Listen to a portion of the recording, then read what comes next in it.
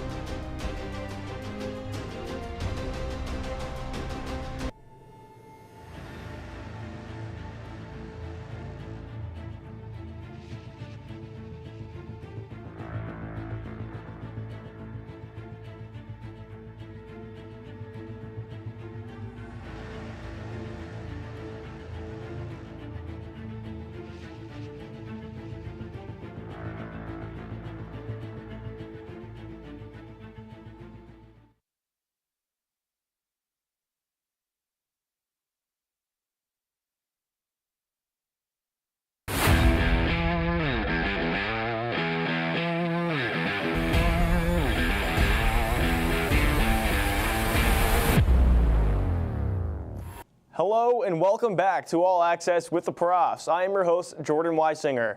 It's been over 2 weeks since our last show due to spring break. Spring has sprung, the flowers are getting ready to bloom, and the spring season sports are in full throttle. Before we get into our recaps of Rowan sports over the break, with our incredibly talented field reporters, let's take a look.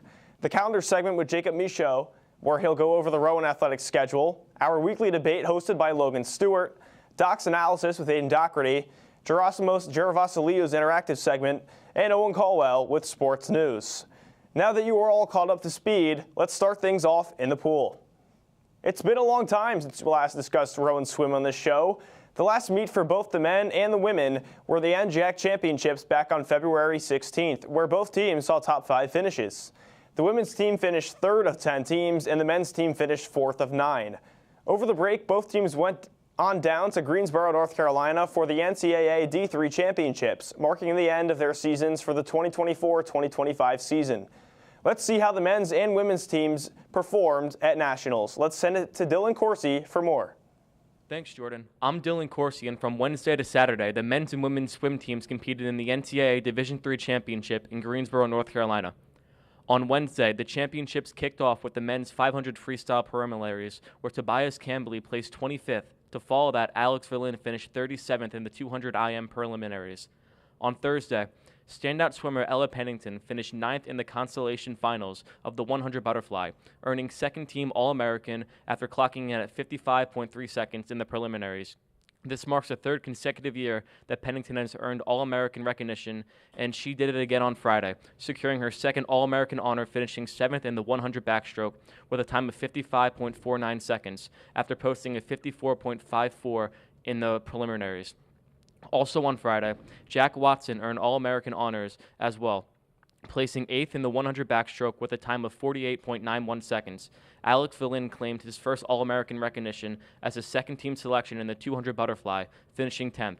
Watson, Verlin, Tobias Campbell, and Braden Shahan teamed up for the 800 free relay, earning second-team All-American honors with a 12th place finish. On the final day of competition, Ella Pennington came through yet again and capped off an impressive meet by finishing 3rd in the 200 backstroke. With the NCAA Division III Championship wrapped up, the season is officially in the books for the Profs. After a competitive 4-day meet with multiple All-American honors earned, the women's team finished 19th overall with 37 points, while the men's team finished 28th with 28 points. I'm Dylan Corsi with All Access with the Profs. Back to you, Jordan. Thank you, Dylan. Now on to track and field. As the weather starts to warm up, Rowan track and field athletes start to move their activities outside. The indoor track and field season came to an end on March 15th with a 3rd-place finish in the NCAA D3 Championship from the men's team. The women's team unfortunately did not qualify. The outdoor track and field season started with the UCF Black and Gold Classic in Orlando, Florida, for both the men and women of Rowan track and field. Aiden Ray has more on the opening meet. Aiden? Thanks, Jordan. The Rowan men's indoor track and field team competed in the NCAA Division III Championships on March 14th and 15th in Rochester, New York. The outdoor track and field teams both started their season as well at the UCF Black and Gold Invitational on Friday, March 21st down in Orlando, Florida. Starting off with the indoor side, who were up doing the NCAA Division III Championships, Jason Agumeng is a national champion in the 60-meter hurdle. He is the 4th prof to accomplish a national champion in the program. And the Profs finished with a total of 32 points, 7 behind Wisconsin Oshkosh. Moving on over to the outdoor track and field teams, as both men's and women's teams competed in Orlando, Florida at the UCF Black and Gold Invitational. Starting off on the men's side, Demetrius Harris claimed 3rd in the men's javelin throw with 63.04 meters. And now moving over to the women's side, Demetra Costas hit a PR in the javelin, topping out at 34.79 meters. Well, Izzy Deal pulled up getting 37.19 meters in the javelin, and then in the shot put, performing 13.44 meters as well. Up next for both the Rowan track and field teams, it's officially the outdoor season, as up next for both teams, it is the Danny Kieran Invitational at Widener University, which will take place Friday, March 28th and Saturday, March 29th, as both teams will now transition into the outdoor season. This is Aiden right here, your Rowan track and field reporter on All Access with the Profs. And we're going to send it right back to Jordan Weisinger in the studio. Thank you, Aiden. Since our last show on March 11th, number 4 ranked Rowan softball have played 12 games. Last we checked, they came off a 2-victory day on Saturday the 18th against Marymount and North Carolina Wesleyan. The 12-game stretch came during the spring games in Claremont and Winter Haven, Florida. Rowan softball is having an incredible season. Let's see how the Profs fared in the Sunshine State. Here is Skylar Sweeney for more on the spring games. Thanks, Jordan. I'm Skylar Sweeney, and the Rowan softball team made a statement in Florida, going a perfect 12-0 at the spring games. The Profs showcased their depth on both sides of the ball, proving they're a top contender this season. Rowan outscored opponents 88-15, with Peyton McNair leading the offense, batting .564 with 15 RBIs. Liz McCaffrey set a program record for career walks, while Allie Ream recorded a career-high 5 RBIs in the final game. Profs also rallied late to walk off Wisconsin lacrosse in extra innings. On the mound, Emily McCutcheon improved to 9-0, throwing a shutout in 6 scoreless relief innings. Michaela Vencial struck out 12 in her first Rowan start. Head coach Kim Wilson also made history, earning her 1,000th career win. Now 20-0, the Profs return home tomorrow to face Eastern in a doubleheader. They look to keep their unbeaten streak alive. I'm Skylar Sweeney with All Access with the Profs, sending it back to the studio. Thank you, Skylar. Women's History Month is in March, and those ladies are certainly cooking something special up this season. 20-0 is an impressive feat, and this team feels like they are destined to make some history. In baseball, number 13 ranked Rowan also went down to Florida for the Russ Matt Central Florida Invitational. Rowan entered the Invitational 4-1. As of today, Rowan has 2 more games before the next 18 of 22 games are against NJAC opponents. Let's get an update from their trip down south from Connor McAndrew. Thank you, Jordan. The number 11th ranked Rowan Profs baseball team continued their hot streak in March, winning 7 of 8 games at the Russ Matt Central Florida Invitational in Davenport, Florida. They added 2 more road victories this week, defeating Dickinson College and Penn State Abbotsing by a final score of 24-0, improving to 13-2 on the season. In both contests, on Monday and today, the Profs pitching staff delivered flawless performances, allowing 0 runs thanks to outstanding efforts from Austin Crayenhagen and Zach Coluccio. In today's game, Rowan seized control early, fueled by the bat of Jason Morgan, who launched 2 home runs and drove in 5 runs within the first 2 innings. Morgan now has 3 home runs on the season, just 1 shy of tying his career high. With their bats staying hot and pitching continue to dominate, the Profs are proven to be an unstoppable force this March. History was made on March 19th as Tyler Cannon became Rowan baseball's all-time hits leader. His 2-run RBI single marked his 231st career hit, surpassing Alex Kokos for the top spot in program history. After a long road trip, the Profs returned back to the nest for the first time this season as they gear up for their home opener against number 10 Kane, and it's the first game of conference play. For All Access with the Profs, I'm Connor McAndrew. Thank you, Connor. Rowan women's lacrosse is out to 5-0 start to their 2025 campaign, their best start since 1975. Since our last show, the ladies have played in 3 more games. If the women's team follows suit of softball and baseball, they could be looking at an 8-0 start. For more on these 3 games, here is Stephen Wolczynski. Thanks, Jordan. The Profs continued their thrilling season over spring break as Molly Green broke another Rowan lacrosse record, this time for calls turnovers in her career, which was previously held by All-American Taylor Gretz. The Profs are now 8-0 to start off their season, further solidifying them in team history. It was nothing but domination against Susquehanna as the Profs outplayed the Riverhawks in every category. The Profs won 17-3 in their first spring break matchup. On Wednesday, the Profs were on the road against Randolph-Macon, where they won 15-12. In this match, the Profs let up the most goals to any of their opponents so far this season. However, their offense pulled through as Elena Corson and Molly Green had 4 goals each. Against number 24 ranked Christopher Newport, the Profs trailed 3-8 at halftime. It was a full team effort to come back. However, in the end, Elena Corson scored the go-ahead goal as the Profs won 14-12. The Profs have just 1 game this week. It'll be against Scranton, and despite Scranton's 2-5 record, they've kept the score close with top-ranked opponents. Hopefully the Profs' momentum will be enough to propel them to a win. Back to you, Jordan. As you can all see, the spring season Rowan sports are in fuego to start their year. The spring sports combined record is an imposing 39-2. Of my 3 years as a student here, I can't remember a hotter start. And it couldn't come at a better time with how great the coverage has been on All Access with the Profs. Speaking of these hot starts, Jacob Michaud is standing by to bring you the Rowan Athletics calendar so you can see who and when these teams play next. Thank you, Jordan. I'm Jacob Michaud, bringing you this week's calendar segment for Rowan Athletics. We've got a little bit of a lighter week this time around, but there is still plenty to look forward to, so don't worry. Let's get into it. Tomorrow, softball will finally return home for a doubleheader against Eastern after going a perfect 16-0 since their last home matchup. The first game will start at 2:30 and the second will follow at 4:30. It feels very weird to say this so late into March, but our 12-2 baseball team will be having, or our 13-2 baseball team will be having its home opener tomorrow at 3:30 against the Swarthmore Garnet. The Profs have defeated the Garnet in their last 3 meetings, so this one is bound to be a good one. Lacrosse will also be getting in on the action, as you can see here, over in Scranton, PA, and they'll look to continue their historic run at 4 o'clock. On Friday, women's and men's outdoor track and field will travel to Chester, PA for day 1 of the Danny Curran Invitational, with the opening events beginning at 2:30. And what's the calendar segment without a packed Saturday, am I right? At 9 a.m., track and field will look to finish what they started in the Danny Curran Invitational. And for baseball and softball, it's NJAC time, baby. Both the guys and the ladies will take on NJAC opponent Keene in double headers. The guys will take a trip to Union NJ to take on the number 12 ranked Keene, while the ladies will stay right here at home. First pitch for that will be at 11:30 for baseball, and the second game will be underway at 2:30. And for softball, the first pitch will be at 1, and the second game is set to start at 3. Finally, baseball will round out the weekend by hitting the road yet again, this time to take on Penn State Harrisburg in Middletown, PA. They'll hit the diamond at 1:30.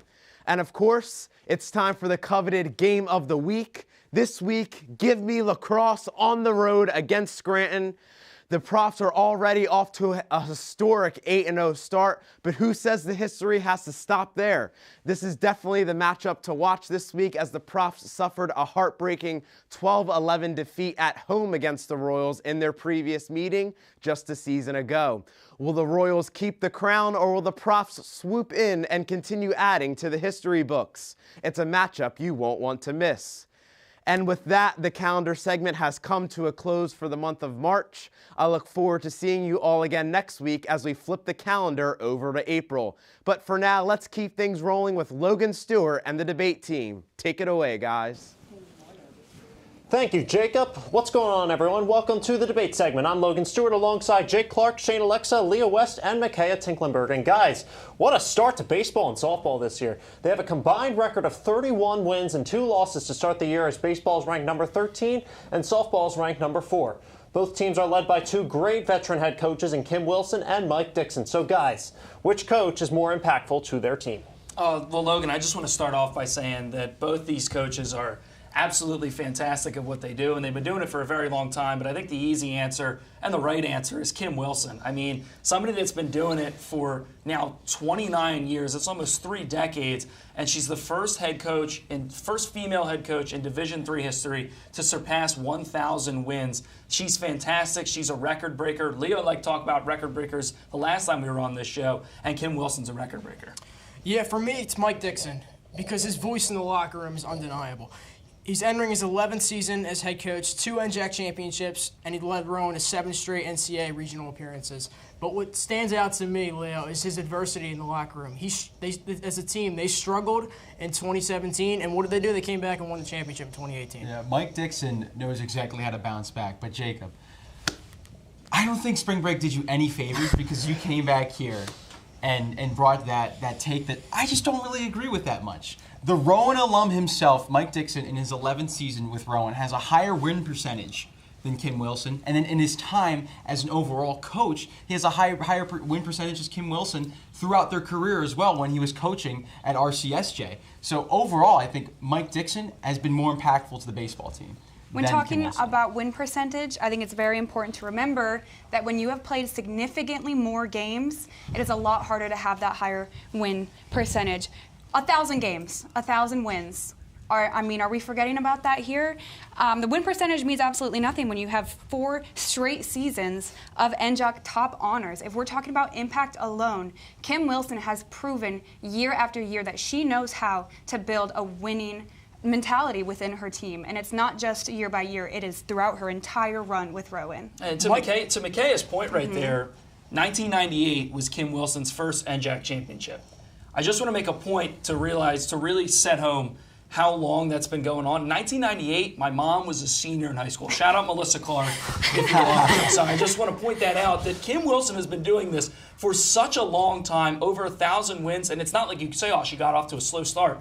In year number 2, they were NJAC champs, and in their first 2 years, they made the NCAA regionals. They're a fantastic team now. They've been to the D3's championship 5 times, NCAA Super Regional 5 times, 19 regional appearances. I mean, like, from top to bottom, she's fantastic, and I just think that, like, year in and year out, Kim Wilson is building this program, and you can't say Rowan softball without mentioning Kim Wilson. Okay, but Mike Dixon's done less with more. I wholeheartedly agree. More with less. I agree with you. Yeah, go ahead. Go ahead. Okay, yeah. Look, when you're dealing with a top 5 team, ranked the entire time, like the entirety of your coaching career, your expectation is to get to the D3 championship. But when you're Mike Dixon and you're dealing with a team that sometimes starts out unranked at the beginning of the season and bringing it all the way up from the ground and winning NJAC championships, that's a leader to me. That's someone who just oozes confidence and aura, I think, onto this baseball team. And let's not forget about that Mike Dixon was a winner before he got to Rowan as well, because he's the only one out of these 2 coaches to win national championship honors. He won 2 national championships at the JUCO level for the RCSJ Roadrunners, one in 2010 and one in 2013.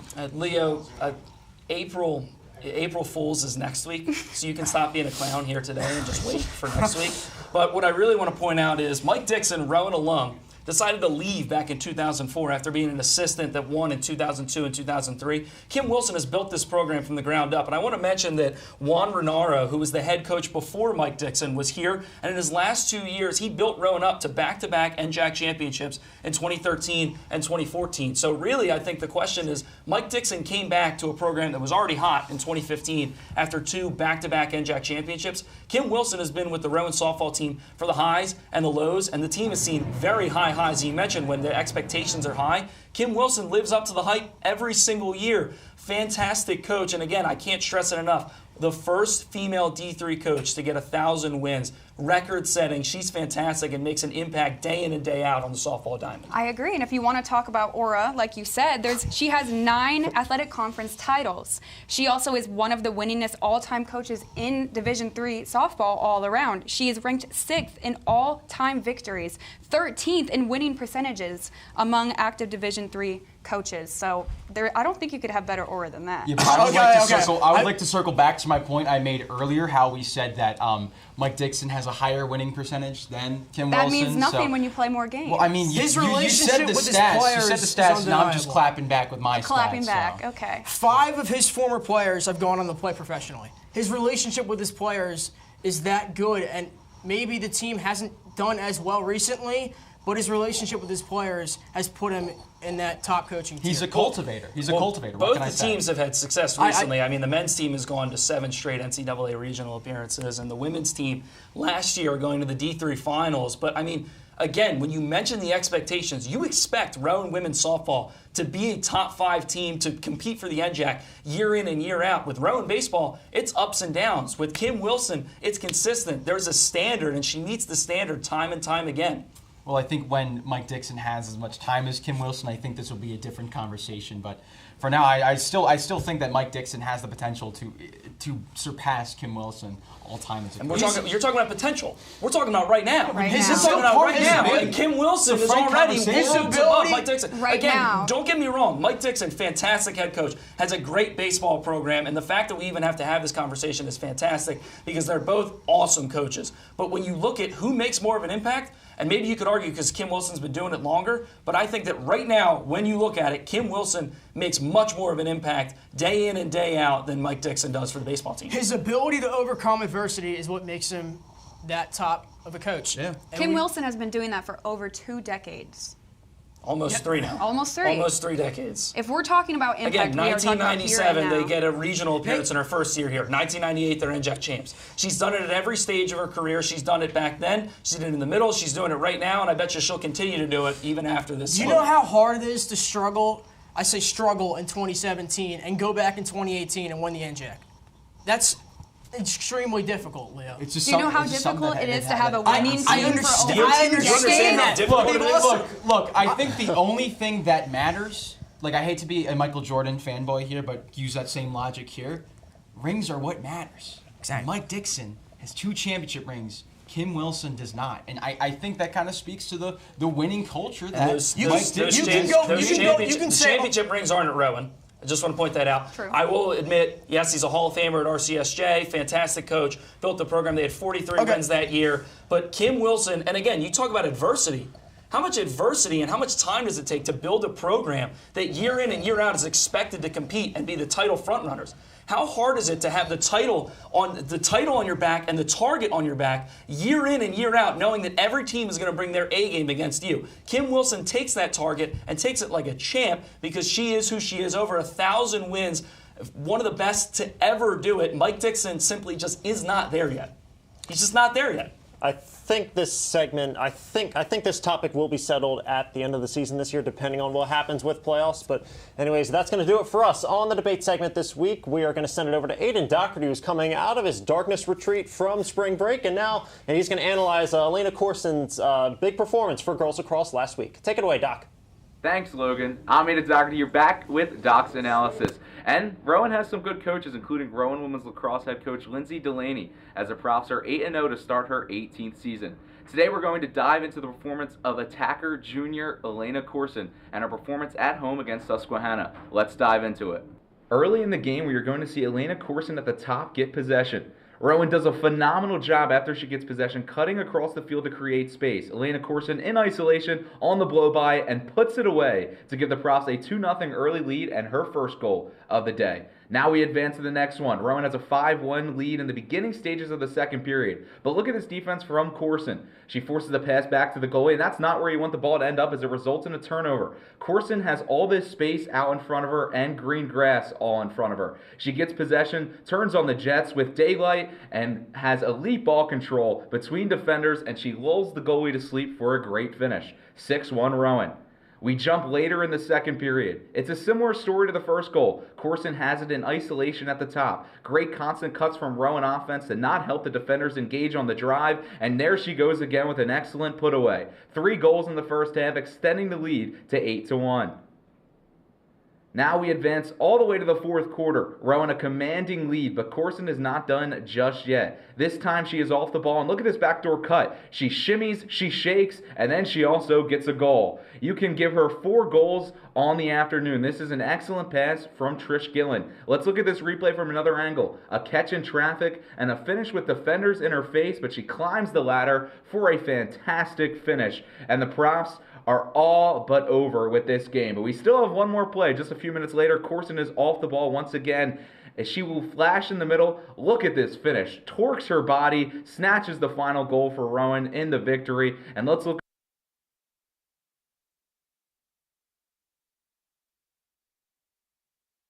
This week's interactive segment, I am here with Peter McLaughlin. He is the president of the running club. So Peter, thank you so much for having us here outdoors. And thank you for coming. Thank you for coming. It's our pleasure. Yeah, so first off, how long has the running club been a club here at Rowan? So the running club had existed in a different form before I took it over, but in the spring of last year, nobody was responding to like the messages that I was sending. So I gained permission to take it over, been the president ever since, and kind of got to mold the club how I wanted to, which was kind of nice. So how long have you been president? About how long has the club existed? Yeah, since last year in the springtime. So I know we were talking about this beforehand, but like what's really the main role that you play as the president here for the club? So while I am the president and have the title, the whole point of the run club, as I wanted it to be, was to just get people together that want to run.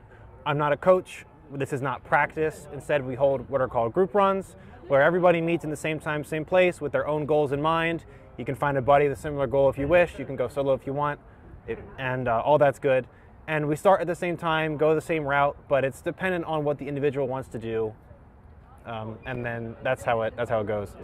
All right, awesome. Well, I think with that, we got a whole group of guys behind us, so I say we go on a run. Keegan, we're ready to go. Let me get the camera here.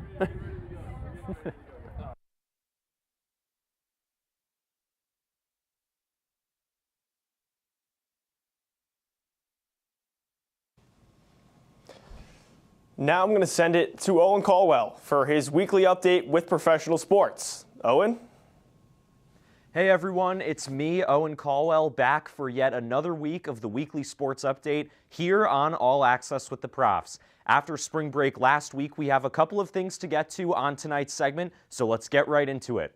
First, arguably the biggest thing going on right now in sports, the men's and women's NCAA basketball tournaments. Just a little bit of an update as to where things stand right now. We have reached the round of 16 in both tournaments. For the men's side, some of the upcoming games to watch include number 1 Auburn versus number 5 Michigan from the Southern grouping, first-seeded Florida versus number 4 Maryland from the West, number 1 Duke and number 4 Arizona from the East, and then both games from the Midwest, number 2 Tennessee and number 3 Kentucky and number 1 Purdue taking on number 4 Houston should be fun to watch.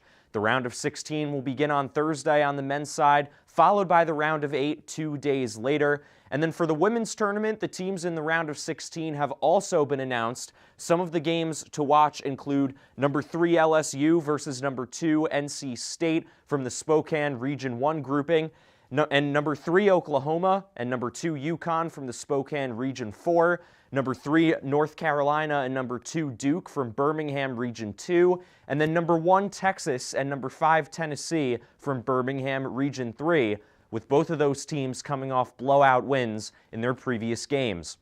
For the women's tournament, the round of 16 begins this Friday, followed by the round of 8 starting on Sunday. So next week, here on All Access with the Profs, we will know what teams have made it to the round of 4 from both tournaments, and you can find full brackets and game times online for both tournaments with a quick Google search. And another thing to note, this time talking about Major League Baseball, last Tuesday and Wednesday, the Chicago Cubs and Los Angeles Dodgers squared off in Tokyo, Japan for a pair of games. The Dodgers won both games 4-1 and 6-3.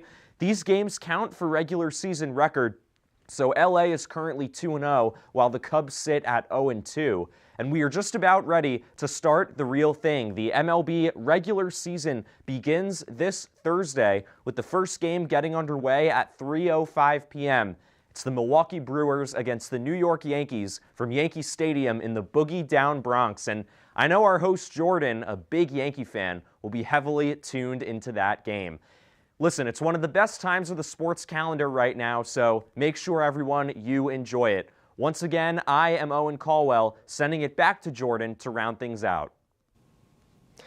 Thank you, Owen. This March Madness tournament has been all chalk so far, and everyone here at All Access with the Profs joined a bracket challenge. And Shane Alexa, he currently sits in first place. We both chose Duke, so my chances of winning are pretty slim as it stands. But hey, they aren't zero. However, you are right, Owen. This is one of the best times of the sports year. March Madness, MLB opening day, the NFL draft, the gear up to the NHL and NBA playoffs are happening all around the same time. And like you said, I will be tuning in to opening day in the Boogie Down. It will be a big year for my Yankees as they look to follow up an AL pennant winning season, God willing. As for today's episode, that'll do it. I've been your host, Jordan Weisinger, signing off and thanking you all for tuning in to another episode of All Access with the Profs. As Billy Joel once said, life is a series of hellos and goodbyes. I'm afraid it's time for goodbye again.